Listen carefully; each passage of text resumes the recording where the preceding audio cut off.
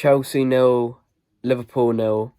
Chelsea-Liverpool always seems to be a good game in terms of chances created, but it always seems to be a boring games in terms of goals wise because they've had the 0-0 in the league this season. They had the 0-0 in the FA Cup final, and it always seems to be fairly low scoring. And also the Carabao Cup final last season that ended 0-0 as well. Chelsea played by far the better football. It's just that Havertz is a shit finisher, and when Felix gets into the final third, he always ends up doing nothing with it.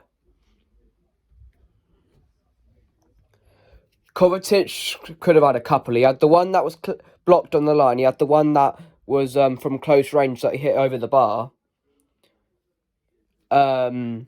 The only real good chance that Liverpool actually had the whole game was the one that Kepa played out to Henderson and then it was blocked on the line. And also the one that Fofana headed wide to stop from going in.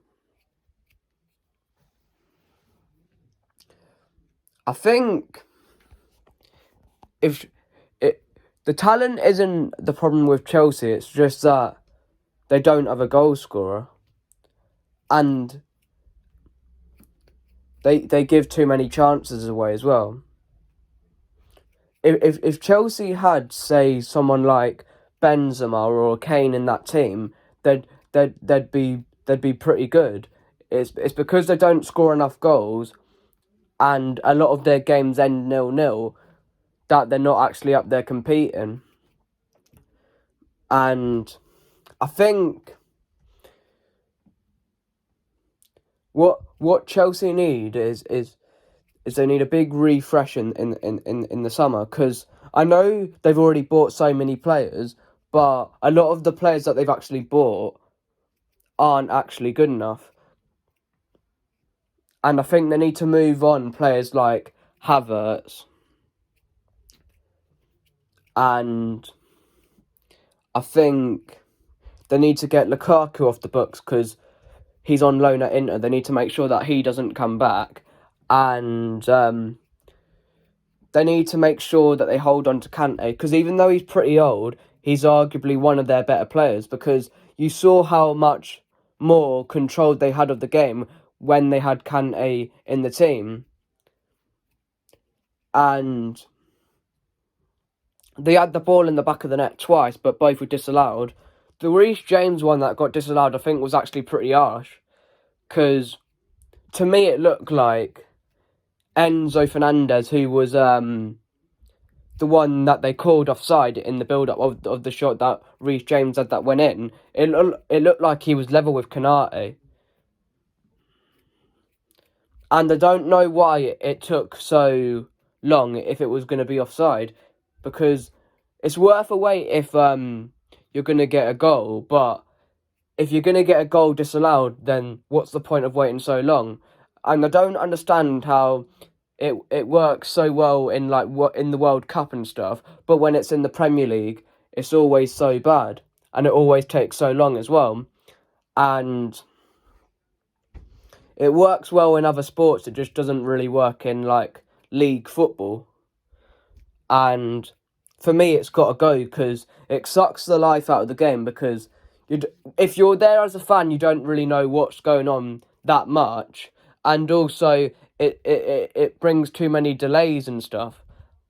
So, 2-3 minutes of the game is stopped because of, the VAR room doesn't know what decision to give. And I think it's a bit ridiculous at this point. And I think that was arguably one of Liverpool's worst performances of the season. I know they didn't lose, but they got absolutely peppered the whole game.